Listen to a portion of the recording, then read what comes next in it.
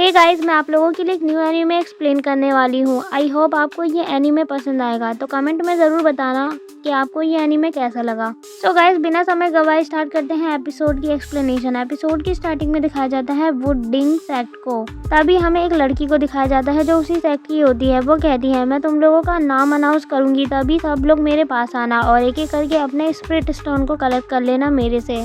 और वो कहती है अगली बारी लिन जुआन की है, वो यहाँ पर आए और अपना स्पिरिट स्टोन ले ले। तभी लिन जुआन आता है और वो कहता है ग्रीट्स करते हुए, मैं यहाँ पर आ गया हूँ और मैं क्वीन है पीक का डिसाइपल हूँ।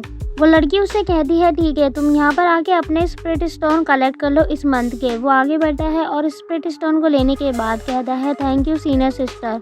इतना कहते ही वो वहाँ से जाने लग जाता है। लाइन में कुछ लड़कियाँ लगी होती हैं, वो उसे देखकर कहती है वाओ, ये कितना ज़्यादा हैंडसम है। इतना ज़्यादा हैंडसम इंसान मैंने तो अपनी सिटी में आज पहली बार ही देखा है।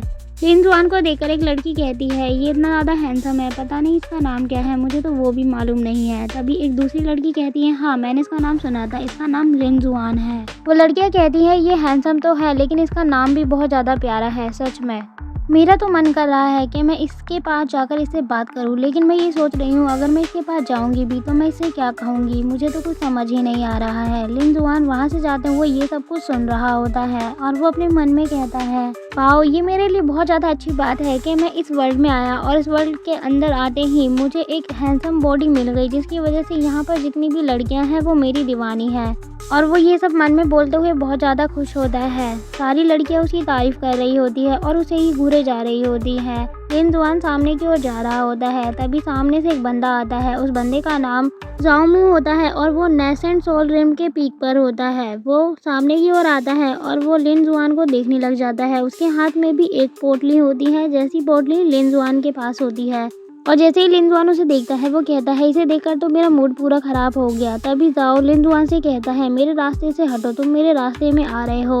तभी लिन जुआन सामने से तेजी से चला जाता है और उसकी बात का रिस्पॉन्स नहीं करता और जाओ देखता रह जाता है। वो नीचे गिरने वाला होता है और वो सही से खड़े होते हुए कहता है इसकी स्पिरिचुअल एनर्जी इतनी ज़्यादा स्ट्रॉन्ग कैसे है। और वो गुस्सा करते हुए लिन जुआन से कहता है तुम्हारी हिम्मत कैसे हुई मुझसे टकराने की, मेरे रास्ते में आकर तुम मुझे ही हटाना चाहते थे और मुझे गिराना चाहते थे। तुम तो सिर्फ इंटरमीडिएट लेवल पे हो और तुम इतने ज़्यादा स्ट्रॉन्ग कैसे हो सकते हो। मेरे पास आओ वरना तुम्हारे लिए अच्छा नहीं होगा, मुझसे माफ़ी मांगो। लेकिन लिन जुआन उसकी बात पे ध्यान नहीं देता और वो सामने की ओर जा रहा होता है। तभी जाओ चिल्लाते हुए कहता है तुम्हारी हिम्मत कैसे हुई मेरी बातों को इग्नोर करने की, मैं तुम्हें नहीं छोड़ूंगा। तभी लिन जुआन को बहुत ज़्यादा गुस्सा आता है और वो कहता है ये अनलकी बंदा मेरा टाइम वेस्ट कर रहा है, मुझे डेट पे भी जाना है। अब जाओ को और भी ज़्यादा गुस्सा आता है और वो कहता है तुम्हें अपने से बड़ों की रिस्पेक्ट करनी नहीं आती, मैं तुम्हें बताता हूँ कि कैसे रिस्पेक्ट की जाती है। और इतना कहते ही वो अपनी पावर का यूज़ करने लग जाता है और एक रोड को उठा रहा होता है। तभी पीछे से एक बंदा कहता है जाओ मुँह, तुम उसे जाने दो, वैसे भी वो तुम्हारा जूनियर है।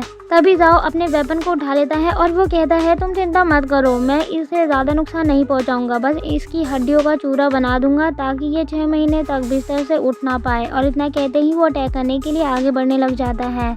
लिन जुआन उसकी बातों को सुन लेता है और वो कहता है बिना पीछे मुड़े अब लगता है मुझे इसे दिखाना ही पड़ेगा कि हम दोनों के अंदर पावर का कितना ज़्यादा डिफरेंस है। और जैसे ही जाओ मुँह लिन जुआन के ऊपर अटैक करता है अपने वेपन से, तभी वहाँ पर से लिन जुआन अपनी बॉडी को डिसअपियर करने लग जाता है और तुरंत वहाँ से गायब हो जाता है।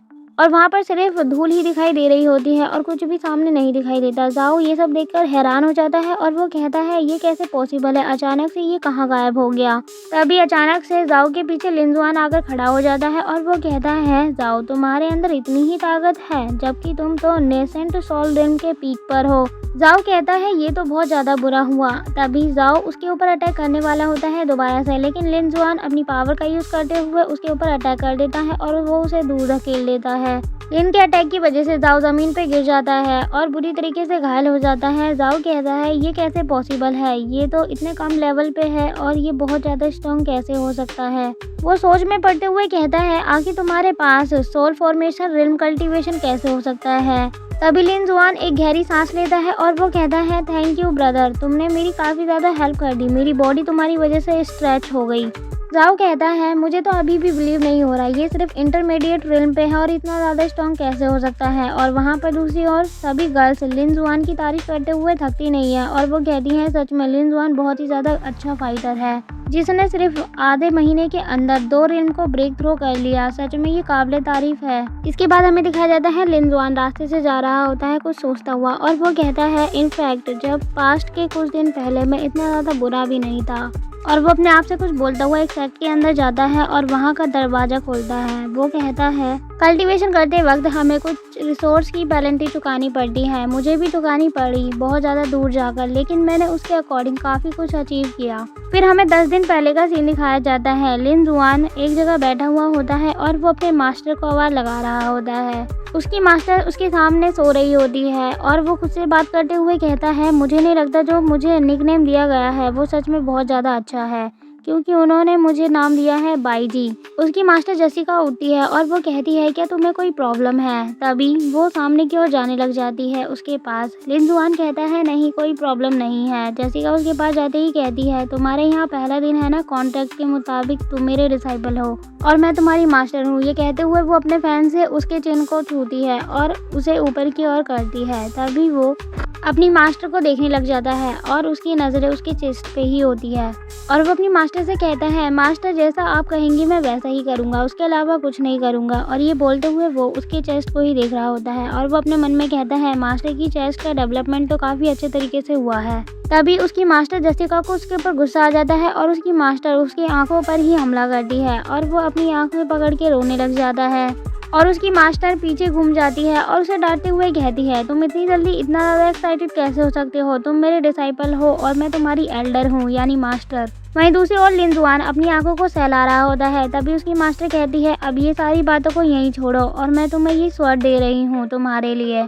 लिन जुआन उस स्वॉर्ड को अपने हाथों में पकड़ता है और उसे देखते हुए कहता है मास्टर ये स्वॉर्ड तो बहुत ज़्यादा प्रीशियस लग रही है सचमुच में। उसकी मास्टर कहती है तुम इतने ज़्यादा चिल्ला क्यों रहे हो, ये हेवनली रैंक के बहुत ज़्यादा करीब है इसीलिए ये प्रीशियस तो होगी। तभी वो अपनी मास्टर की बात सुनते ही वो कहता है कि आप सच कह रही हैं, ज़रा मैं सही से चेक करूँ तो। और इतना कहते ही वो उसे चेक करने लग जाता है। तभी उसकी मास्टर को गुस्सा आता है और वो उसके ऊपर चिल्लाते हुए कहती है अगर तुम्हें ये स्वॉर्ड नहीं चाहिए तो मुझे वापस रिटर्न कर दो, मैं तुम्हें नहीं दूंगी। तभी लिन जुआन उस स्वॉर्ड को अपने पास रखता है और वो कहता है नहीं मास्टर, अब ये आपने मुझे गिफ्ट में दिया है तो मैं आपको कभी वापस नहीं कर सकता क्योंकि ये आपका गिफ्ट है अपने डिसाइपल के लिए। तभी जसिका अपने मन में कहती है इसने तो अपना माइंड तुरंत चेंज कर लिया, कितना ज़्यादा शातिर बन रहा है। और वो उससे कहती है अच्छा तुम मुझे ये बताओ कि तुम अभी इस वक्त कौन से लेवल पर हो। लिन जुआन कहता है मैं इंटरमीडिएट स्टेज पर हूँ नेसेंट सोल रिल्म के। तभी उसकी मास्टर उसके ऊपर हंसने लग जाती है और वो कहती है तुम तो इतनी कम स्टेज पर हो, मुझे विश्वास ही नहीं हो रहा, जब मैं तुम्हारी उम्र की थी तो मैं तुमसे भी ज़्यादा आगे थी। तभी लिन जुआन कहता है अच्छा मास्टर आप इतनी ज़्यादा जीनियस थी तो फिर आप उन सभी वीक एल्डर में क्यों काउंट होती हो, मुझे भी बताओ। उसकी बात सुनते ही उसकी मास्टर सैड हो जाती है और लिन जुआन कहता है प्लीज़ मास्टर आप इसे सीरियसली मत लेना, मैं तो मजाक कर रहा था और वैसे मास्टर मैंने अभी तक आपकी उम्र नहीं पूछी। तभी उसकी मास्टर को बहुत ज़्यादा गुस्सा आता है और वो उसे पंच करते हुए गुस्से से कहती है क्या तुम अपनी मास्टर को थोड़ी सी भी रिस्पेक्ट नहीं दिखा सकते। और अपनी मास्टर से पिटने के बाद वो कहता है क्या मास्टर अब मैं आपकी उम्र पूछ सकता हूँ। उसकी मास्टर कहती है अब तुम इतना ज़्यादा कह ही रहे हो तो मैं बताती हूँ, मेरी उम्र 18 साल है। जब वो ये सुनता है तो वो कहता है मेरी मास्टर बस इतनी ही ईयर ओल्ड है, मुझे काफ़ी कम एज की मास्टर मिली है। तभी उसकी मास्टर कहती है तुम मेरे इकलौते डिसाइबल हो, मैं तुम्हारे ऊपर काफ़ी ज़्यादा भरोसा कर रही हूँ, तुम्हें हमारे क्रू है पीक का मान सम्मान वापस लेकर आना होगा और इसे पहले की तरह अच्छा बनाना होगा। वो कहता है क्या हमारे सेक्ट का पहले कोई मान सम्मान भी था। जसिका कहती है हाँ ये सब कुछ सच है, अब तुम मेरी बात ध्यान से सुनो, तुम इस रूम से जा सकते हो और तुम इस पीक पर जहाँ चाहे वहाँ घूम सकते हो। और उसकी मास्टर कहती है अभी मुझे थोड़ा सा काम है तो इसीलिए मुझे यहाँ से जाना होगा और 6 मंथ के अंदर यहाँ पर एक कॉन्टेस्ट होने वाला है, उसमें तुम्हें पार्टिसिपेट करना होगा और तुम्हें जीतना होगा। लिन जुआन कहता है अगर मैं ये कॉन्टेस्ट नहीं जीत पाया तो क्या हो सकता है मास्टर, क्या आप मुझे बता सकती हैं। तभी उसकी मास्टर उसके ऊपर गुस्सा करते हुए कहती है तो फिर तुम्हें हंटर से पिटाई पड़ेगी। ये बोलते हुए वो उसे डरा रही होती है और वो कहती है तो तुम्हें समझ आ रहा है ना कि तुम्हें क्या करना चाहिए। लिन जुआन कहता है हाँ मास्टर मैं समझ गया। उसकी मास्टर कहती है तुम अभी जहाँ चाहे वहाँ जा सकते हो, लेकिन वापस आने के बाद यहाँ पर साफ सफाई करनी होगी और जानवरों को खाना भी खिलाना होगा। वो कहता है ठीक है मास्टर, मैं ये कर लूँगा, ठीक है मैं जल्द ही वापस आता हूँ। और लिन जुआन खुद से कहता है मेरी मास्टर ने मुझसे कहा है कि मुझे कॉन्टेस्ट जीतना है और कॉन्टेस्ट के अंदर फर्स्ट प्लेस लेकर आनी है, लेकिन मैं ये कैसे कर पाऊँगा जब तक मुझे कोई अच्छे से ट्रेन नहीं करेगा और सिखाएगा नहीं। मुझे मेरी मास्टर तो मिली है इमॉर्टल सेक्ट की, लेकिन सबसे ज़्यादा वीकेस्ट मास्टर में से है वो, और अब मुझे ये नहीं पता कि मैं ये सब कैसे अचीव करूँगा। एपिसोड की स्टार्टिंग में दिखाया जाता है लिन जुआन एक डोर के सामने आ जाता है और वो कहता है अब मैं बाकी बातों को छोड़ता हूँ और यहाँ पे एंटर करता हूँ, और वो दरवाजे को पुश करता है और वो खोल देता है। जैसे ही वो खोलता है तो वो बहुत ज़्यादा सरप्राइज हो जाता है, और वो जैसे ही दरवाजे को खोलता है वो उस जगह को देखकर कहता है जैसे ही मैंने यहाँ पर एंटर किया, यहाँ पर हाई कॉन्सेंट्रेशन का ऑरा महसूस कर रहा हूँ मैं। और वो एंटर करते हुए कहता है इसका मतलब ये मेरी मास्टर इतने सालों से यहीं पर रह रही थी, इतनी अच्छी जगह पर। भले ही मेरी मास्टर इतनी अच्छी जगह रह रही हैं, लेकिन इतने सालों से इस जगह पे उनके रहने का कोई फ़ायदा तो हुआ नहीं, क्योंकि इनका कल्टीवेशन बेस ऑलरेडी इतना ज़्यादा ख़राब है। ऐसा नहीं होना चाहिए था, इतने अच्छी जगह रहने के बावजूद उन्होंने इस जगह का फ़ायदा नहीं उठाया। लेकिन मेरे लिए अच्छी बात है कि मुझे इस जगह पर आने का मौका मिला। मैं इस जगह का बहुत अच्छे तरीके से फ़ायदा उठाऊंगा और मैं खुद को बहुत ज़्यादा पावरफुल बनाने की कोशिश करूंगा। मैं ज़्यादा ऊंचाई तक उड़ने की कोशिश तो नहीं करूंगा, लेकिन पावर हाउस की गॉड बनने की ज़रूर कोशिश करूंगा। भले ही मेरी मास्टर ज़्यादा स्ट्रॉन्ग नहीं है, लेकिन मैं चाहूँगा कि मैं बहुत ज़्यादा बेहतर बनूँ। मेरी मास्टर की बात बहुत ही ज़्यादा कीमती चीज़ है और वो ये जगह है। मैंने सुना था मेरी मास्टर ने बताया था इलेजिमेट डॉटर के बारे में, वो भी बहुत ज़्यादा स्ट्रॉन्ग है और मेरी मास्टर के पास कम से कम थोड़ी बहुत फेयरलेस पावर तो होगी ही। तभी वो अपने मास्टर के बारे में सोचने लग जाता है और वो कहता है मेरी मास्टर ज़्यादा स्ट्रॉन्ग नहीं है, मैं ये बात मानता हूँ, लेकिन उनका जो बैकग्राउंड है वो काफ़ी ज़्यादा अच्छा है और इसीलिए मैं उनके साथ रहने में कंफर्टेबल हूँ, क्योंकि अगर मेरा एक बार उनके साथ रिलेशनशिप स्टार्ट हो जाता है तो मेरे लिए ही फ़ायदेमंद होगा। वैसे भी वो बहुत ज़्यादा अमीर है और मुझे बिना स्ट्रगल किए अपनी ज़िंदगी को जीने में बहुत ज़्यादा मदद मिलेगी। ये तो मेरे लिए ही काफ़ी अच्छा होगा। और ये बोलते हुए वो बहुत ज़्यादा खुश हो रहा होता है। लिन जुआन अपने आप में ही बिजी होता है, तभी एक लड़की आवाज़ देती है और वो कहती है फाइनली यहाँ पर कोई आया। और जैसे ही लिन जुआन उसे देखता है तो वो बहुत ज़्यादा सरप्राइज हो जाता है। वो कहता है यहाँ पर भी लोग रहते हैं। वो लड़की लिन जुआन को देखकर कहती है ये तो सच में काफ़ी ज़्यादा हैंडसम है। तभी लिन जुआन उसे देखता है, वो कहता है इसका मतलब ये मेरी मास्टर की नाजायज़ डॉटर है। अब तो मेरा सपना चूर का चूर ही हो गया मेरे मास्टर के करीब जाने का। पता नहीं मेरे साथ ही ऐसा क्यों हुआ। और वो रोते हुए कहता है अपने आप से ही मेरे मास्टर की पहले से ही डॉटर है, मैं तो उनके करीब बिल्कुल भी नहीं जा सकता क्योंकि मेरा कोई चांस ही नहीं बनता। तभी पीछे से वो लड़की आती है और वो उससे कहती है क्या तुम मेरी लॉर्ड की डिसाइपल हो? लिन जुआन कहता है हाँ मैं डिसाइपल तो हूँ, लेकिन तुम कौन हो? वो लड़की कहती है मेरा नाम यूरोंग है और ये विलो ट्री तुम देख रहे हो ना, ये मेरी बॉडी है। जब से मेरा जन्म हुआ है मैं यहीं पर रह रही हूँ। लिन जुआन कहता है तो इसका मतलब क्या तुम यहाँ पर अकेली रहती हो? वो कहती है नहीं, मेरे साथ यहाँ पर जुआन रैन भी रहती है मेरे साथ। लिन जुआन उसकी बात सुनते ही उसे देखने लग जाता है और वो उसके अपर पार्ट के बारे में सोचने लग जाता है और खुश होता है। और वो सोचते हुए कहता है ये भी काफ़ी ज़्यादा ब्यूटीफुल लग रही है, भले ही मेरी मास्टर इससे काफ़ी ज़्यादा ब्यूटीफुल हो। तभी वो उसे ग्रीट करते हुए कहता है फ्यूचर में मैं ज़रूर तुम्हारा ध्यान रखूंगा। यूरोंग कहती है तुम्हें ये करने की कोई ज़रूरत नहीं क्योंकि तुम ये नहीं कर सकते, तुम हमारी लॉर्ड के डिसाइपल हो। भले ही तुम यहाँ से जा सकते हो, लेकिन मैं एक ट्री की स्पिरिट हूँ तो इसीलिए मैं यहाँ से कहीं नहीं जा सकती। अब तुम ये सब छोड़ो। और वो इसका हाथ पकड़ के कहती है तुम मेरे साथ चलो, मैं तुम्हें सिस्टर जुआन रैन से मिलाती हूँ। और इतना कहते ही वो उसे अपने साथ ले आती है एक पेड़ के पास। वो दोनों पेड़ के नीचे खड़े होते हैं और वो कहती है यहाँ पर है मेरी सिस्टर जुआन रैन, मैं उसे अभी आवाज़ लगाती हूँ। और इतना कहते ही वो तेज़ी से आवाज़ लगाती है। तभी एक लड़की के बाल उस ट्री से नीचे की ओर घिसरते हुए दिखाई देते हैं और जुआन रैन बाहर की ओर आती है और वो कहती है तुम्हारी आवाज़ तो बहुत ज़्यादा तेज़ थी। बाहर आते ही वो कहती है मुझे 50 ईयर बाद फिर से तुमने जगाया। तभी यूरोंग जुआन रैन से कहती है कि आपको पता है हमारी लॉर्ड का एक डिसाइपल यहाँ पर आया है। और जब वो ये सुनती है वो कहती है क्या कहा तुमने, हमारी लॉर्ड का एक डिसाइपल है? यूरोंग कहती है हाँ मैं सच कह रही हूँ, ये हमारी ही लॉर्ड की डिसाइपल है। तभी जुआन रैन कहती है मुझे आपसे मिलकर अच्छा लगा। लिन जुआन जब रैन की बात सुनता है तो वो कहता है क्या कह रही हो तुम, अगर मैं तुम्हारा एक फ्रूट खाता हूँ तो मेरा कल्टीवेशन लेवल बहुत अच्छा हो जाएगा और वो 100 ईयर के बराबर होगा। रैन कहती है हाँ ये सब कुछ सच है, इस फ्रूट के अंदर बहुत ही ज़्यादा स्पिरिचुअल एनर्जी है। अगर कोई भी डिसाइपल एक फ्रूट भी खाता है तो उसके लिए ये बहुत ज़्यादा फायदेमंद रहेगा, क्योंकि उसका कल्टीवेशन लेवल बहुत ज़्यादा बढ़ सकता है। एक फ्रूट खाते ही 100 ईयर्स में जैसी प्रैक्टिस होती है वैसी प्रैक्टिस हो सकती है और बॉडी रिफाइन भी बहुत अच्छे तरीके से हो सकती है। तभी लिनजुआन कहता है अच्छा मैं इस फ्रूट को कब खा सकता हूँ। रैन कहती है ये तो मुझे नहीं पता कि तुम इसे कब खा सकते हो, लेकिन इतना मैं जानती हूँ जब हमारी लॉर्ड यहाँ पर आएंगी अपने गार्डियन के साथ तब तुम जितना चाहे उतना खा सकते हो और तुम फटोगे भी नहीं और मारे भी नहीं जाओगे, क्योंकि तब तुम्हारी बॉडी इसकी एनर्जी को अपने अंदर एब्जॉर्ब करने के लिए एबल हो जाएगी और हमारी लॉर्ड भी तुम्हारे पास होंगी। वो कहता है आप मजाक तो काफ़ी अच्छा करती हैं। इतना कहते ही वो कुछ सोचने लग जाता है और वो यूरोंग से कहता है क्या यहाँ पर कुछ और मेडिसिनल ट्रीजर है जिससे मैं अपनी कल्टीवेशन को बढ़ा सकूँ।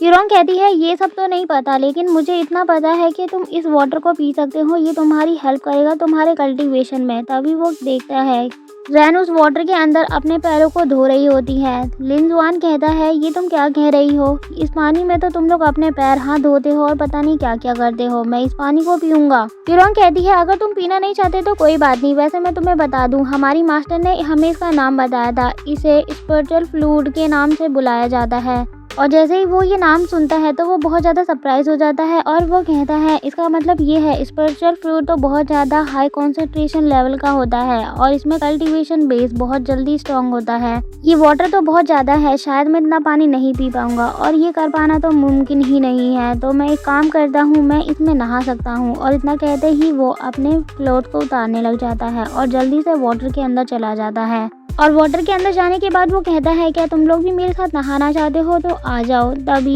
यूरोंग और रैन दोनों खड़े हुए होते हैं। रैन कहती है मुझे अभी तक विश्वास नहीं हुआ कि हमारी लॉर्ड ने एक ऐसे डिसाइपल को चुना है जो ज़्यादा स्ट्रॉन्ग भी नहीं है। तभी यूरोंग कहती है ये तुम क्या कह रही हो, आखिर तुम क्या सोच रही हो। रैन कहती है मैं ये कहना चाहती हूँ इतने सालों से हमारी लॉर्ड ने किसी भी डिसाइपल को नहीं चुना और ना ही बनाया। इतने सालों तक वो अकेली ही रही और एक भी डिसाइपल नहीं बनाया, लेकिन अचानक से उन्हें क्या हुआ और उन्होंने इसे अपना डिसाइपल बनाया। तभी यूरोंग देखती है पानी में स्पिरिचुअल एनर्जी दिखाई देने लग जाती है और वो सरप्राइज हो जाती है। इसके बाद हमें नेक्स्ट सीन दिखाया जाता है और वहाँ पर टेलीपोर्टेशन का यूज़ करके मास्टर जेसिका पहुँचती है।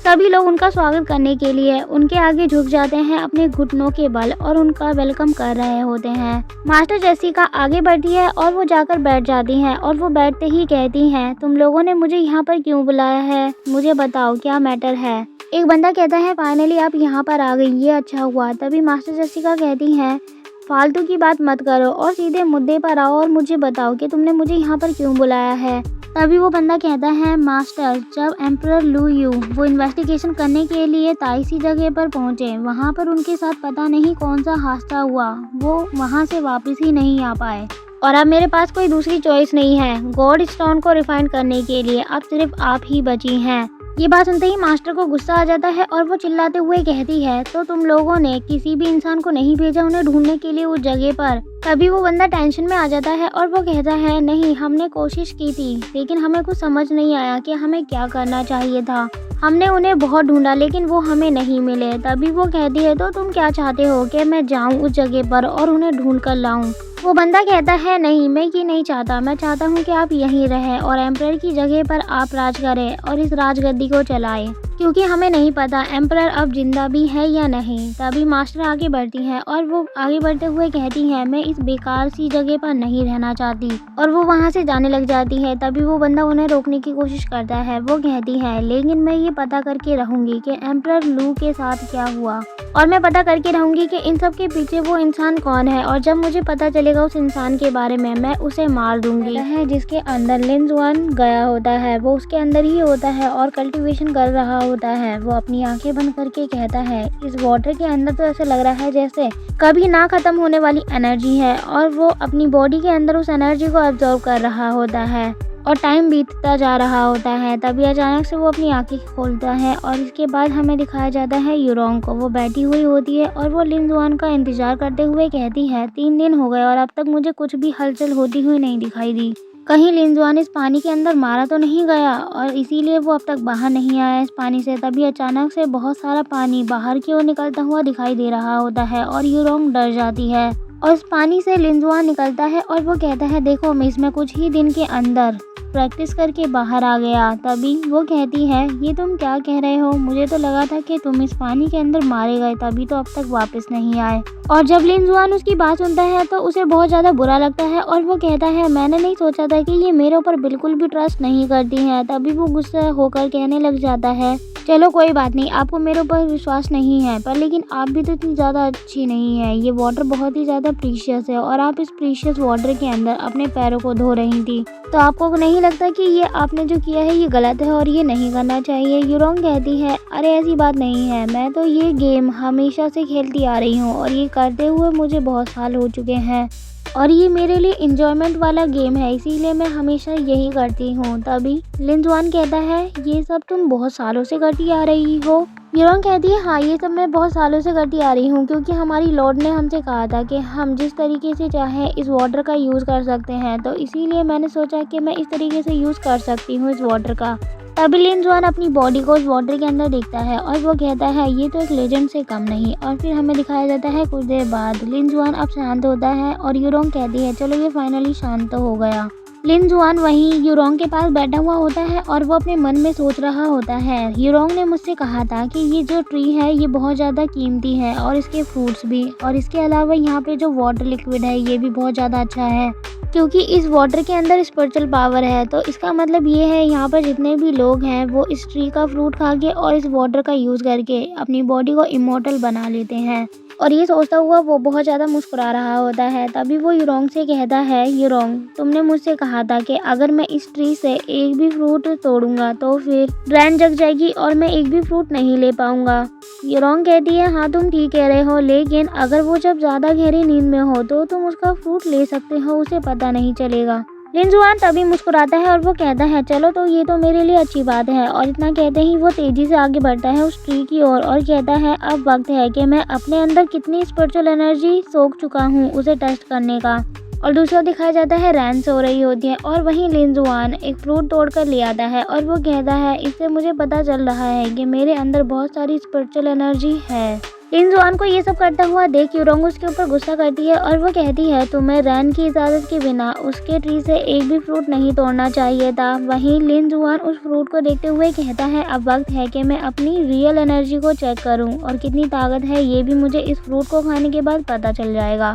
लेकिन इस फ्रूट को खाने का एक डिसएडवांटेज भी है, अगर मेरी बॉडी के अंदर उतनी स्पिरिचुअल एनर्जी नहीं होगी जितनी इस फ्रूट को खाने के लिए ज़रूरत है और जितनी इस फ्रूट की स्पिरिचुअल एनर्जी मेरी बॉडी के अंदर एब्जॉर्ब हो सके, तो मेरी बॉडी फट जाएगी या फिर इसकी वजह से मैं मारा जाऊंगा। तो फिर वो सोच कर कहता है अभी ये सब छोड़ो, मैं इसे रख लेता हूँ, कहीं मैं इस फ्रूट को खाने की वजह से मारा गया तो मेरा सारा प्लान चौपट हो जाएगा और मैं ताकतवर भी नहीं बन पाऊंगा और मरने के बाद मेरे पास कोई ऑप्शन भी नहीं होगा कि मैं दोबारा सर्वाइव कर पाऊँ। तो फिर मैं इसे अभी अपने पास ही रख लेता हूँ, इसे बाद में खाऊंगा। तभी यूरोंग खुश होते हुए कहती है ये तुम्हारा अच्छा डिसीजन है, वैसे भी तुम्हें हमारी लॉर्ड ये फ्रूट खाने के लिए अलाउ करेंगी और तुम चिंता मत करो, मैं किसी को भी नहीं बताऊंगी कि तुम्हारे पास ये फ्रूट है। इसके बाद हमें नेक्स्ट सीन दिखाया जाता है उस जगह को जहाँ पर एम्परर लू यू गिरे हुए थे और वहाँ पर सभी लोग आ जाते हैं अपनी मास्टर को लेकर। तभी एक बंदा कहता है मास्टर यही वो जगह है जहाँ पर एम्परर लू यू गिरे थे, अंदर जाने से पहले आप दोबारा सोच लीजिए। तभी उनकी मास्टर कहती है तुम लोग बाहर ही रुको, मैं अंदर जाती हूँ। इतना कहते ही मास्टर जेसिका आगे की ओर बढ़ रही होती है। जब वो आगे जा रही होती है तो एक बंदे की आवाज़ सुनाई देती है और वो उनसे कह रहा होता है तुमने यहाँ पर आने की अकेले ही हिम्मत कर ली, डाइटी के एनचाइनमेंट को भी तुमने ब्रेक कर दिया और तुम डायरेक्टली अंदर आ रही हो। सच में तुम छोटी हो, लेकिन मुझे तुम्हें अंडर एस्टिमेट नहीं करना चाहिए था, तुम्हारे अंदर काफ़ी ज़्यादा हिम्मत है। और ये सब बोलता हुआ हमें एक बंदा दिखाया जाता है जो मास्टर जेसिका से ये सारी बातें बोल रहा होता है। जेसिका कहती है तुम मुझे सीधे मुद्दे पे आओ और ये बताओ कि एम्परर लू यू कहाँ है। वो बंदा कहता है ये सब तो मुझे नहीं पता, और इतना कहते ही वो एक चुटकी बजाता है और उसके चुटकी बजाते ही दो लोग आ जाते हैं। वो बंदा कहता है अब तुम यहाँ पर आ चुकी हो तो तुम यहाँ से खाली हाथ नहीं जा सकती, हमारे पास तुम्हारे लिए गिफ्ट है, या तो तुम हमारी फेरी एम्परर से रिलेशनशिप रखो या फिर इनसे फाइट करो। तभी मास्टर कहती है मुझे ये सब कुछ भी नहीं पता, तुम्हें अगर एम्परर लू यू के बारे में मालूम है तो उन्हें यहाँ भेजो और मुझे तुमसे कोई काम नहीं है। तभी उस बंदे को उसके ऊपर गुस्सा आ जाता है और वो जहाँ पे बैठा होता है वहाँ से उतरकर अपने दोनों साथियों के साथ मास्टर के ऊपर मिलकर अटैक करते हुए कहता है, तुम्हारी ट्यून बिल्कुल भी अच्छी नहीं थी, तुम्हें अपने से बड़ों की रिस्पेक्ट करनी भी नहीं आती। इतना कहते ही वो सब मिलकर मास्टर के ऊपर हमला करने लग जाते हैं। तभी मास्टर उन लोगों के अटैक को रोक रही होती है अपनी पावर का यूज़ करते हुए और सील बनाकर। तभी जब वो उन्हें रोकने में कामयाब होती है वो मुस्कुराती है और वो कहती है, तुम्हारे यहाँ के लोगों के अंदर बस इतनी ही स्ट्रेंथ थी और वैसे भी तुम डिसाइड नहीं कर सकते कि मेरे अंदर कितनी तमीज़ और तहजीब है, क्योंकि यहाँ पर बड़ों को ही तमीज़ नहीं है कि कैसे छोटों से बात करनी चाहिए, तो फिर यंगर जनरेशन तो अपनी औकात दिखाएंगे ही ना आप लोगों के सामने। दूसरी ओर लिनजुआन को दिखाया जाता है और वो अपने अंदर नई पावर्स को देख के काफ़ी ज़्यादा खुश होता है और वो कहता है, ये अच्छी बात है कि मेरे अंदर काफ़ी ज़्यादा इम्प्रूवमेंट हो गई, और यस यस बोल रहा होता है। तभी यूरोंग उससे कहती है, क्या हुआ तुम्हें, तुम यस यस क्यों बोल रहे हो। लिनजुआन कहता है, अरे ऐसी बात नहीं है, मैं तो बस ऐसे ही कह रहा था। तभी वो अपने स्पिरिचुअल पावर को देखता है और वो कहता है, मेरी बॉडी के अंदर कल्टीवेशन की स्पीड तो बढ़ गई है, लेकिन मेरे ब्रेक थ्रो होने की स्पीड बहुत ही ज़्यादा कम है। तभी यूरोंग उससे कहती है, जो तुम्हारी बॉडी की मेरिडियंस हैं वो काफ़ी ज़्यादा कमज़ोर हैं और अब वो स्पिरिचुअल फ्लूइड की वजह से ओपन हो चुकी है और धीरे धीरे काम कर रही है, इसीलिए तुम्हारा ब्रेक थ्रो बहुत धीरे धीरे होगा। और यूरोंग ने मुझे तुम्हारे बारे में ये भी बताया था कि तुम्हारी जो मेरिडियन है वो काफ़ी ज़्यादा अजीब है और तुम्हारी मेरिडियन वो 2 तरीके से ब्रेक थ्रो कर सकते हैं। ये काफ़ी ज़्यादा अच्छी बात है कि तुम्हारे अंदर ये यूनिक टैलेंट है। लिनजुआन कहता है, हाँ ठीक है, मैं समझ गया। और वो अपने मन में कहता है, एक्चुअली तो मुझे सही से कुछ भी नहीं पता मेरी मेरिडियंस के बारे में, सारी इन्फॉर्मेशन मुझे अपने मास्टर से ही लेनी होगी, पता नहीं वो यहाँ पर कब तक आएंगी, मैं कब से वेट कर रहा हूँ उनका, काश कि वो जल्दी यहाँ पर आ जाएं। और इसके बाद हमें उसी मास्टर को दिखाया जाता है। मास्टर आगे बढ़ती हैं और वो उस बंदे को हरा चुकी होती हैं। जो बंदा उनसे फाइट कर रहा होता है वो ज़मीन पे पड़ा होता है। वो उसके ऊपर अपनी तलवार को तानते हुए कहती हैं, इस जगह पे तो काफ़ी सारे इमॉर्टल है, तुम भी एक इमॉर्टल हो, लेकिन तुम मुझसे हार गए। क्या तुम लोगों के अंदर इतनी ही ताकत बाकी थी जो तुम लोग मेरे से हार गए। तभी मास्टर को एक आवाज़ सुनाई देती है। वो आवाज़ एक लड़की की होती है। वो अपने फादर को बुला रही होती है।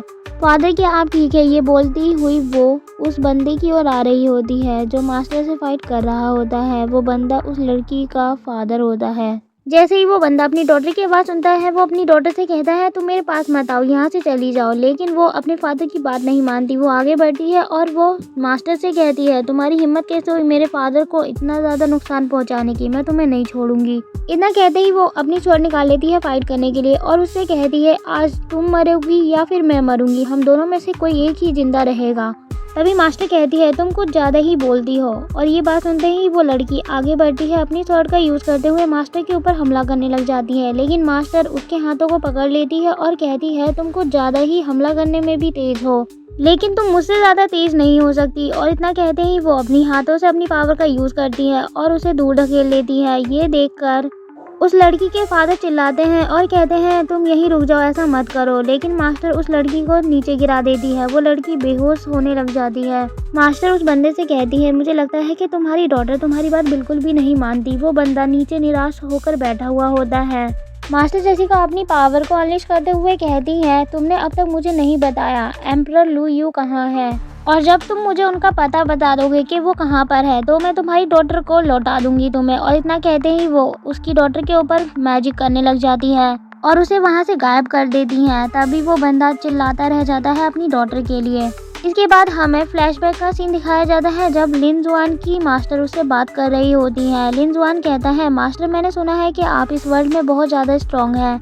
उसकी मास्टर उससे कहती है, हाँ मैं स्ट्रॉन्ग तो हूँ, क्या तुम मुझे ट्राई करना चाहोगे। तभी वो कहता है, अगर मास्टर आप कहें तो मैं ज़रूर ट्राई करूँगा। को दिखाया जाता है और वहाँ पर लिनजुआन जा रहा होता है। कुछ लोग लिनजुआन को जाते हुए देख रहे होते हैं और वो आपस में बात करते हुए कहते हैं, क्या तुम देख रहे हो, वो लिनजुआन है जिसने ब्रदर जाओमू को फाइट करके कितनी बुरी तरीके से हराया था। सच में ये बहुत ज़्यादा स्ट्रांग है। लेकिन जो इनकी एल्डर है, मेरा मतलब कि जो इनकी मास्टर जेसिका है, वो इतनी ज़्यादा स्ट्रांग तो नहीं, लेकिन इनके अंदर बहुत ज़्यादा ताकत है। और अपनी तारीफ सुनते हुए लिनजुआन काफ़ी ज़्यादा खुश हो रहा होता है। तभी लिनजुआन अंदर एंटर करता है। वहाँ पर एक एल्डर बैठे हुए होते हैं और जैसे ही लिनजुआन अंदर एंटर करता है, वहाँ पर जितने डिसाइपल होते हैं वो उसे देखने लग जाते हैं। एल्डर अपनी आंखें खोले बिना महसूस कर लेते हैं वहाँ पर लिनजुआन आया होता है। लिनजुआन से तभी वो अपनी आंखें खोलकर कहते हैं, अच्छा तो तुम यहाँ पर आए हो अपने हार्ट को रिफाइन करवाने के लिए या कुछ और। लिनजुआन एल्डर से कहता है, एल्डर आप तो कुछ ज़्यादा ही सीरियस लग रहे हैं, और वो हंसते हुए कहता है, मैं यहाँ पर वेपन रिफाइन के आर्ट को सीखने आया हूँ। एल्डर कहते हैं, तुम यहाँ पर सीख तो सकते हो लेकिन तुम्हें मेरे पास आना पड़ेगा और अपने आप को रजिस्टर कराना पड़ेगा, लेकिन इससे पहले तुम्हें अपने घर के बारे में बताना पड़ेगा, तुम कहाँ से आए हो और तुम्हारा घर कहाँ है। तभी लिनजुआन उन सारी बातों के बारे में सोचने लग जाता है जो युरोंग ने ये सारी चीज़ों के बारे में लिनजुआन को पहले ही बता दी थी, और वो अपने मन में कहता है, ये सारा सीक्वेंस वैसे ही घट रहा है जैसा कि मुझे युरोंग ने यहाँ की इन्फॉर्मेशन दी थी। तभी लिनजुआन एल्डर से कहता है, एल्डर मेरा नाम लिनजुआन है, मेरी फैमिली नायांग डायनेस्टी में रहती है और मेरी फैमिली के पास 1000 एकड़ फर्टिलाइजर लैंड है। एल्डर लू कहते हैं, ठीक है अब तुम बताओ, तुम मुझसे आर्टिफैक्ट रिफाइनिंग सीखना चाहते हो या फिर एल्काइमिंग, चूज करके बताओ। तभी लिनजुआन कहता है, मैं ये सारी चीज़ें सीखना चाहता हूँ। और जैसे ही वहाँ पर मौजूद सब लोग उसकी बात सुनते हैं तो वो सभी हैरान हो जाते हैं और वहाँ हंगामा होने लग जाता है। एक डिसाइपल कहता है, तुम्हें क्या लगता है तुम गॉड हो या गॉड बनना चाहते हो? तुम एक साथ ये दोनों चीज़ कैसे सीख सकते हो? तुम्हें लगता है कि तुम कोई जीनियस हो, लेकिन ऐसा नहीं है। तभी एल्डर लू उसकी बात को सुनकर कहते हैं, तुम्हारा एटीट्यूड तो काफ़ी ज़्यादा अच्छा है और तुम्हारे एटीट्यूड को देखकर मुझे लगता है कि शायद तुम सीख सकते हो, लेकिन उससे पहले मुझे तुम्हें चेक करना होगा कि तुम रियल में इन सब के काबिल हो भी या नहीं। और वो कहते हैं, चलो तुम अपना हाथ आगे करो, मैं तुम्हें छूकर चेक करता हूँ। और जब वो अपना हाथ आगे करता है, एल्डर लू अपने हाथ को उसके हाथ के ऊपर रखते हैं और उसकी स्पिरिचुअल पावर को चेक करने लग जाते हैं। और वो कहते हैं, तुम्हारे अंदर तो सच में स्ट्रॉन्ग फायर है, मुझे लगता है कि तुम्हारे अंदर वो गुण है जिसकी वजह से तुम ये सीख सकते हो। और मुझे लगता है कि मैं अगर तुम्हें आर्ट रिफाइनिंग और एल्काइमिंग के सारे मेथड सिखाऊंगा तो तुम सच में सीख जाओगे और लियान टियान फैंग के भविष्य में बनने वाले मास्टर भी बन सकते हो, क्योंकि तुम्हारे अंदर ये एबिलिटी है। लिनजुआन कहता है, थैंक यू एल्डर। तभी एल्डर कहते हैं, तुम्हारे अंदर स्ट्रॉन्ग स्पिरिचुअल एनर्जी है, लेकिन जो तुम्हारी मेंटल स्पिरिचुअल रूट है वो थोड़ी वीक है। और इतना कहते ही वो अपनी स्पिरिचुअल पावर का यूज़ करने लग जाते हैं उसकी बॉडी के ऊपर। लेकिन तभी कुछ डिसाइपल ये सब देख के बहुत ज़्यादा सरप्राइज हो जाते हैं और वो कहते हैं, हमारे एल्डर ये तो कभी भी किसी डिसाइपल के साथ नहीं करते, वो तो सिर्फ तभी करते हैं जब जो डिसाइपल गॉड बनने की स्टेज के बहुत ज़्यादा करीब हो। इसका मतलब क्या ये सचमुच में इतना ज़्यादा जीनियस है? वहीं एक और डिसाइपल उसे देखते हुए अपने मन में कहता है, इसकी बॉडी के अंदर 3 स्पिरिचुअल रूट्स है और ये बहुत ज़्यादा हैंडसम भी है। एल्डर लू कहते हैं, भले ही मैं बूढ़ा हो गया हूँ, लेकिन मैं तुम्हारे अंदर क्या खासियत है ये आसानी से जान सकता हूँ। तभी सभी डिसाइपल शांत हो जाते हैं, लेकिन तभी एक डिसाइपल कहता है, एल्डर लू इसने 2 मेथड सीखने में इतना ज़्यादा समय लगा दिया, क्या अब भी आप इसे ट्रेन करना चाहते हैं? एल्डर लू कहते हैं, तुम शांत हो जाओ और ये बकवास की बातें ना करो मेरे सामने, क्योंकि मैं जानता हूँ इसके अंदर कितनी एबिलिटी है और अब ये किस तरीके से सीख सकता है, इसीलिए अभी तुम लोगों को बीच में नहीं बोलना चाहिए। और ये सब देखकर लिनजुआन कहता है, लगता है यहाँ पर अब मेरी वजह से भयंकर युद्ध होने वाला है। तभी एल्डर लू कहते हैं, लिनजुआन तुम्हारे अंदर बहुत ज़्यादा टैलेंट है और तुम क्यों है पीक में रहोगे तो तुम्हारा टैलेंट पूरी तरीके से बेकार हो जाएगा और तुम्हें कोई दिशा नहीं मिलेगी। लिनजुआन को समझ नहीं आता और वो कहता है, एल्डर लू आप क्या कह रहे हैं? तभी एल्डर लू कहता है, मैं तुम्हारे ऊपर मुबाओ का यूज़ करूँगा ताकि तुम मेरे डिसाइपल बन जाओ। अगर तुम मेरे डिसाइपल बनना चाहते हो और मेरे सेक्ट में आना चाहते हो तभी मैं यूज़ करूँगा तुम्हारे ऊपर, ताकि तुम्हारी अंदर की एबिलिटी वो जल्दी से ग्रो करे। लेकिन ये मैं तभी करूँगा जब तुम मेरे डिसाइपल बनोगे। और जैसे ही सभी लोग एल्डर लू की बात सुनते हैं तो वो सभी बहुत ज़्यादा सरप्राइज हो जाते हैं। एल्डर लू लिनजुआन से कहते हैं, जल्दी डिसाइड करो और मुझे बताओ कि तुम मेरे डिसाइपल बनने में इंटरेस्टेड हो या नहीं। और जैसे ही एल्डर लू के डिसाइपल ये सब देखते हैं वो सब बहुत ज़्यादा हैरान होते हैं। एक एल्डर लू का डिसाइपल अपने मन में कहता है, आखिर एल्डर लू इतने ज़्यादा एक्साइटेड क्यों है इसे अपना डिसाइपल बनाने के लिए? मुझे तो बिल्कुल समझ नहीं आ रहा। लेकिन तभी लिनजुआन कहता है, एल्डर लू मैं आपका डिसाइपल नहीं बन सकता क्योंकि मैं ऑलरेडी अपनी मास्टर जस्टिका का डिसाइपल हूँ। मैं उन्हें धोखा कैसे दे सकता हूँ और अकेला कैसे छोड़ सकता हूँ, और वही मेरी मास्टर है, तो इसीलिए मैं उन्हें धोखा नहीं दे सकता। और थैंक यू वेरी मच कि आपने मुझे इस काबिल समझा, अपना डिसाइपल बनाने की इच्छा जताई। लिनजुआन की बात सुनते ही वहाँ पर जितने भी डिसाइपल होते हैं वो आपस में बात करते हुए कहते हैं, ये लिनजुआन कितना ज़्यादा एटीट्यूड है इसके अंदर, और ऐसा कैसे कर सकता है? जब हमारे एल्डर इसे बोल रहे हैं तो इसे डिसाइपल बन जाना चाहिए। एल्डर लू कहते हैं ये तुम्हारे लिए बहुत ही ज़्यादा अच्छा प्रपोजल था। वैसे तुमने तो इससे मना कर दिया, लेकिन अभी भी तुम सोच सकते हो, क्योंकि जो तुम्हारी एल्डर है वो फेरी सेक्ट में सबसे ज़्यादा वीकेस्ट एल्डर यानी मास्टर्स में से एक है। लिन जुआन कहता है हाँ मैं ये बात जानता हूँ। तभी एल्डर लू कहते हैं तुम्हें तो पता ही है तुम्हारी मास्टर का कल्टीवेशन बेस भी अच्छा नहीं है, तो मुझे नहीं लगता कि तुम्हें उनके साथ रहना चाहिए, क्योंकि तुम्हारे अंदर यूनिक टैलेंट है और तुम्हारा टैलेंट वहाँ रहकर पूरी तरीके से बर्बाद हो जाएगा। और मैं तुम्हें अपना डिसाइपल इसीलिए बनाना चाहता हूँ क्योंकि इतने सालों बाद मुझे एक ऐसा पर्सन मिला है जिसके अंदर सच में कोई अच्छा टैलेंट है। तभी लिन जुआन कहता है एल्डर लुओ प्लीज़ आप मुझे फोर्स मत कीजिए, क्योंकि मैं अपनी एल्डर को नहीं छोड़ सकता। उसकी बात सुनते ही एल्डर लू अपने आप को शांत करते हैं और अपनी आंखें बंद कर लेते हैं। तभी वो पीछे की ओर मुड़ जाते हैं और वो कहते हैं ठीक है मैं तुम्हें फोर्स नहीं करूँगा, लेकिन फ्यूचर में तुम्हें इस बात पर बहुत ज़्यादा पछतावा होगा। एल्डर लू कहते हैं चलो ये सारी बातें यहीं पे छोड़ो, और इतना कहते ही वो अपनी स्टोरेज रिंग का यूज़ करने लग जाते हैं। उस रिंग के अंदर से स्पिरिचुअल पावर बाहर निकल रही होती है और एल्डर लू कहते हैं यूटेंसिस फर्नेस और पिल फर्नेस ये दोनों मैं तुम्हें दे रहा हूँ, जिनका यूज़ मैं 500 साल पहले अपने लिए करता था। मैं मानता हूँ ये ज़्यादा हाई लेवल की तो नहीं है, लेकिन ये तुम्हारे यूज़ करने के लिए बहुत ज़्यादा ठीक है। और वो लिन जुआन को कुछ मेंटल मेथड की प्रैक्टिस करने के लिए कुछ और चीज़ें दे देते हैं। ये सारी चीज़ें लिन जुआन अपने पास रखता है और वो आगे की ओर जाते हुए कहते हैं अब मैं यहाँ से जाता हूँ, मुझे ऑलरेडी कुछ काम है। वैसे तुम एक बात पे गौर करना कि तुम्हें मेरा डिसाइपल बनना है या नहीं, अच्छे से सोच लेना एक बार और। इतना कहते ही वो वहाँ से चले जाते हैं और उनके जाते ही उनके जो डिसाइपल होते हैं वो लिन जुआन के ऊपर गुस्सा करने लग जाते हैं और लिन जुआन को जो उनके एल्डर ने चीज़ें दी हुई होती हैं लिन जुआन उन्हें दिखाते हुए और चिढ़ा रहा होता है। और वो लिन जुआन से कहते हैं हमारे एल्डर ने तो अभी तक हमें कुछ भी नहीं दिया और तुम अभी आए और तुम्हें इतनी सारी चीज़ें दे दी हमारे एल्डर ने, हम तुम्हारे लिए बिल्कुल भी हैप्पी नहीं हैं। तभी लिन जुआन से वो लोग बात कर रहे होते हैं, लेकिन तभी लिन जुआन अपना सामान एक पोट्री में रख रहा होता है। वहीं एक डिसाइपल ये सब देखकर गुस्से में आ जाता है और उसके ऊपर चिल्लाते हुए कहता है मैं तुमसे बात कर रहा हूँ और तुम मुझे इग्नोर कर रहे हो और ये सारा सामान पैक कर रहे हो। लिन जुआन सामान पैक करने के बाद कहता है मुझे माफ़ करना, लेकिन मैं बहुत ज़्यादा जल्दी में हूँ, इसीलिए मुझे जाना पड़ेगा। मैं यहाँ ज़्यादा देर तक नहीं रुक सकता, क्योंकि मुझे खुद के कल्टीवेशन पर भी ध्यान देना है और मैं आशा करता हूँ कि आपकी भी 3 स्पिरिचुअल रूट होगी और जल्द ही आप भी अपना फ्यूचर को ब्राइट कर पाएंगे। इसके बाद हमें नेक्स्ट सीन दिखाया जाता है एल्डर लू दूसरे एल्डर के पास आए होते हैं और वो उससे बात कर रहे होते हैं। वो कहते हैं लिन जुआन सच में बहुत ज़्यादा टैलेंटेड है और उसकी एल्डर जेसिका है। दूसरे एल्डर कहते हैं अब आप कह रहे हैं तो ये सच ही होगा, और जैसा कि आपने मुझे लिन जुआन के सिचुएशन के बारे में बताया, ऐसी सिचुएशन अब तक मैंने किसी डिसाइपल के बारे में नहीं सुनी। इसका मतलब ये है कि लिन जुआन सच में यूनिक है। एल्डर लू बताते हैं जब मैंने उसे छुआ तो मुझे महसूस हुआ कि ऐसा टैलेंट मैं 1000 साल बाद देख रहा हूँ। उसकी 3 स्पिरिचुअल रूट है जो बहुत ही ज़्यादा अमेजिंग है सचमुच में। उसका जन्म ही एक एक्सीलेंट एल्काइमिस्ट के लिए ही हुआ है। जब दूसरे एल्डर ये बात सुनते हैं वो कहते हैं कि सच है, क्योंकि अब जब ये सारी बातें आप कह रहे हैं तो आपने ये सारा एक्सपीरियंस अपने आप से ही किया होगा।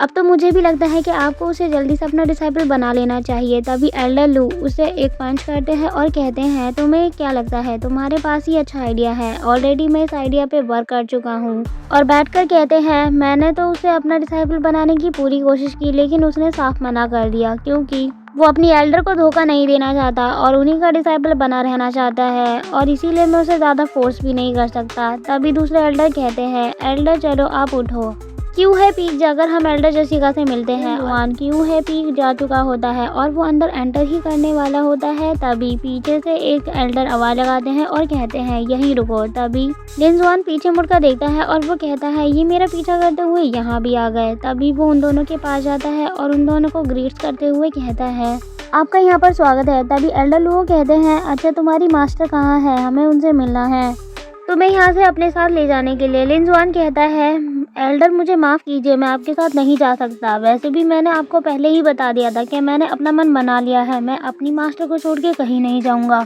फिर चाहे मेरी मास्टर कैसी भी क्यों ना हो, क्योंकि वो मेरी मास्टर है तो उनके रिसोर्स पे भी मेरा ही अधिकार है, मैं यूज़ कर सकता हूँ और मैं इन सब चीज़ों को नहीं छोड़ सकता और ना ही अपनी मास्टर को। तभी दूसरे एल्डर कहते हैं ये मैटर नहीं करता कि तुम कितने ज़्यादा टैलेंटेड हो, लेकिन मैटर तो ये करता है कि तुम अपने मास्टर का कहाँ तक साथ देते हो। तो इसीलिए ये सब तो तुम्हारे लिए एक टेस्ट था जो कि तुमने क्लियर कर लिया और हमें पता चल गया कि तुम अपने मास्टर को कभी नहीं छोड़ सकते। और अगर तुम मेरे डिसाइपल बनोगे तो मेरे लिए तो अच्छा ही होगा, तुम मेरे को भी कभी धोखा नहीं दोगे, इसीलिए तो मैं चाहता हूँ कि तुम पर्सनली मेरे डिसाइपल बनो। तभी लिन जुआन कहता है लगता है आपको कोई गलतफहमी हो गई है, मेरा कहने का मतलब ये नहीं था। लिन जुआन अपने घुटने के बल बैठता है और वो कहता है एल्डर मुझे माफ़ कीजिए, लेकिन प्लीज़ आप मुझे फोर्स मत कीजिए क्योंकि मैं यहाँ से कहीं नहीं जा सकता। लिन जुआन की बात सुनते ही वो एल्डर शांत खड़े हो जाते हैं और गहरी सांस लेते हैं। एल्डर लू उनसे कहते हैं मैंने तो आपसे पहले ही कहा था कि ये तुम्हारी बात भी नहीं मानेंगे जब मेरी बात नहीं मानी तो। इसके बाद हमें नेक्स्ट सीन दिखाया जाता है। लिन जुआन बैठकर यूटेंसिल्स फर्नेस में प्रैक्टिस कर रहा होता है एल्काइमी की, और वहाँ पर यूरोंग भी होती है। वो हर्ब निकालकर उस यूटेंसिल फर्नेस में डालते हुए कहता है अल्काइमी की प्रैक्टिस करना इतना ज़्यादा मुश्किल भी नहीं। और जैसे ही वो उसमें डालता है तो वहाँ पर एक तेज़ धमाका होता है। उस धमाके की वजह से लिन जुआन और यूरोंग दोनों नीचे गिर जाते हैं। तभी लिन जुआन खड़ा होता है और वो कहता है लगता है मैंने बिना एलेक्सर के इन वीड्स का यूज़ किया तभी ये धमाका हुआ, मुझे ऐसा नहीं करना चाहिए था। मैंने हार्ट रिफाइन करने के लिए कुछ ही वीड्स का यूज़ किया, मुझे नहीं पता था इतनी ज़्यादा इनके अंदर मेडिकल प्रॉपर्टीज़ होगी। तभी यूरोंग उससे कहती है अगर तुम मरना नहीं चाहते तो ये टूटे हुए फर्नेस का यूज़ मत करना अगली बार रिफाइन करने के लिए। तभी वहाँ पर रैन आती है और वो कहती है अब तुम मेरी लॉर्ड के डिसाइपल हो तो इसीलिए मैं तुम्हें एक टूटे हुए फर्नेस की वजह से मरता हुआ तो नहीं देखना चाहती। तभी उसकी बात सुनते ही लिन जुआन सोच में पड़ा होता है। रैन तभी एक हर्ब निकालती है और वो कहती है अगर तुम सच में एलेक्सर को रिफाइन करना चाहते हो तो उसके लिए तुम्हें सबसे पहले दूसरी जगहों पर जाकर हर्ब को कलेक्ट करना होगा, तभी तुम ये कर पाओगे। लिन जुआन कहता है अभी तक मैं जिस हर्ब का यूज़ कर रहा था वो इस स्टॉक के ग्रेड के लेवल का नहीं है, मैंने सही कहा ना। फिर हमें कुछ दिन बाद का सीन दिखाया जाता है। लिन जुआन लियान टियान फेंग में एंटर करता है और वहाँ पर जो एल्डर होते हैं वो लिन जुआन से कहते हैं अच्छा तो तुम आ गए, अब तुम दिखाओ कि आखिर तुम अपना काम फिनिश करके आए हो या नहीं। लिन जुआन कहता है ओके एल्डर, लेकिन मैंने आपके मेडिकल मटेरियल को बर्बाद कर दिया क्योंकि मैं स्टूपिड था और मुझे यूज़ करना नहीं आया। ये कहते हुए वो एल्डर लू को एक बोतल देता है। एल्डर लू उस बोतल के अंदर से कुछ निकाल रहे होते हैं, लेकिन तभी वो अचानक से देख के हैरान हो जाते हैं। और लिन जुआन कहता है मैं अपनी प्रोफाइल को लो रखना चाहता था, लेकिन एक्चुअली वो आगे कुछ बोलने वाला होता है। तभी पीछे से एक बंदा आता है और उसका ऑरा बहुत ही ज़्यादा तेज होता है। वो बोलता है तुम बस इसे ही रिफाइन कर पाए। एल्डर लू सामने देखते हैं और वो कहते हैं लॉन्ग लव तुम यहाँ पर इस वक्त क्या कर रहे हो।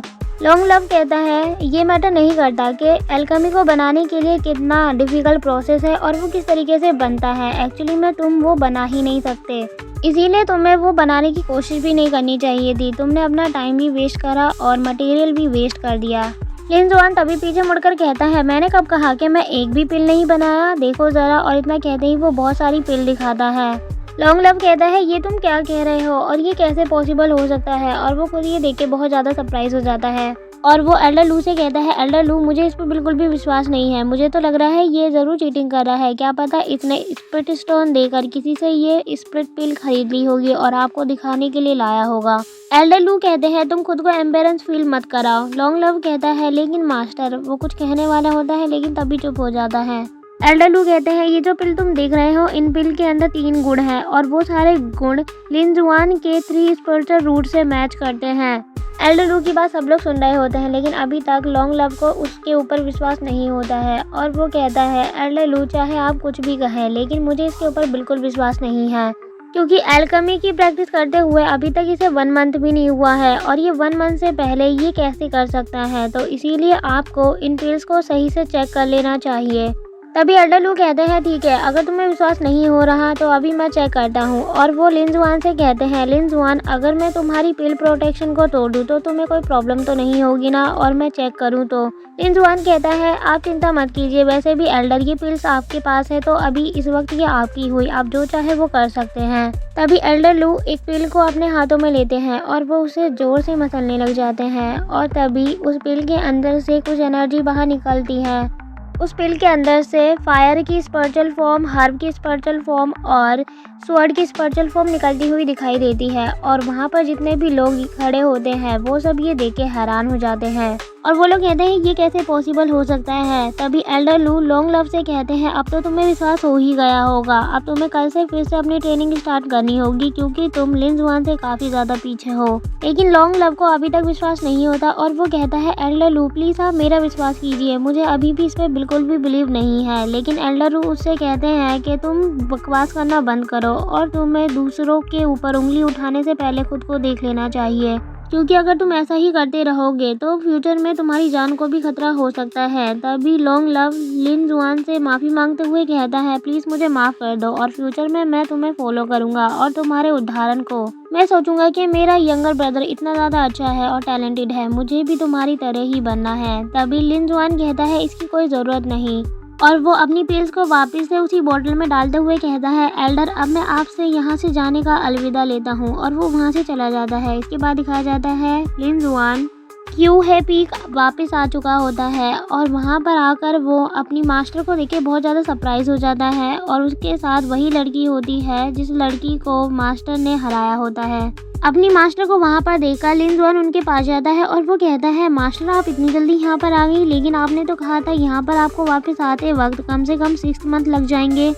मास्टर कहती है मुझे तो लग रहा था कि ज़्यादा टाइम लगेगा मुझे यहाँ वापस आने में, लेकिन ऐसा नहीं हुआ। मुझे क्या पता था जो मेरी दूसरी पार्टी थी वो बहुत ज़्यादा कमज़ोर निकलेगी, इसीलिए उसने अपनी हार पहले ही मान ली और इसीलिए मैं यहाँ जल्दी आ गई।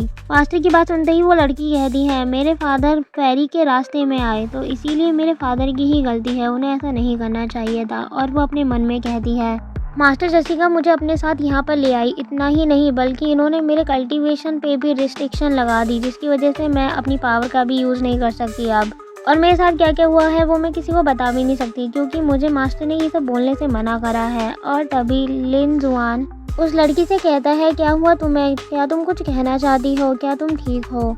तभी वो लड़की लिन जुआन के ऊपर गुस्सा करते हुए कहने लग जाती है कि तुम इतनी अच्छी जगह रहते हो लेकिन तुम तो एक कबाड़ हो, तुम्हारा कल्टीवेशन बेस भी इतना ज़्यादा अच्छा नहीं। तभी लिन जुआन को उसके ऊपर गुस्सा आ जाता है और वो कहता है माना कि तुम्हारा जो ओरा है वो मेरे से बहुत ज़्यादा अच्छा है तो इसका मतलब ये नहीं कि तुम मेरा मजाक उड़ाओगी और मेरी बेइज्जती करोगी, मैं भी काफ़ी ज़्यादा स्ट्रॉन्ग हूँ। तभी मास्टर कहती है तुम दोनों झगड़ा करना बंद करो और मेरी बात सुनो, अब मैं इस लड़की से मिलवाती हूँ। इस लड़की का नाम है वू यांग और ये अब से यहीं रहेगी, ये यहाँ का पूरा काम करेगी, फ्लोर को क्लीन करना और प्लांट की देख रेख करना, ये सारा काम इसी के ऊपर छोड़ देना तुम। वैसे तो ये यहाँ की सर्वेंट है लेकिन तुम अपने फ्री टाइम में इसे बिल्कुल भी परेशान नहीं कर सकते, अगर तुम ऐसा करोगे तो तुम्हारे साथ बहुत ज़्यादा बुरा हो सकता है और आधी रात को तुम इसके रूम में भी नहीं जा सकते और मैं नहीं चाहती कि तुम्हारे बेबीज़ हो और बेबीज़ को मैं संभालूँ, ठीक है ना। लिन जुआन अपने मास्टर की बात को सुनकर काफ़ी ज़्यादा सरप्राइज हो जाता है और वो कहता है मास्टर इतना ज़्यादा बड़ा चढ़ाकर क्यों बोल रही हैं। और इसके साथ ही एपिसोड यहीं खत्म होता है। थैंक्स फॉर वॉचिंग गाइस और कमेंट में बताएं आपको वीडियो कैसी लगी। अगर आप इसका नेक्स्ट एपिसोड देखना चाहते हैं तो प्लीज़ हमारे चैनल को सब्सक्राइब कीजिए।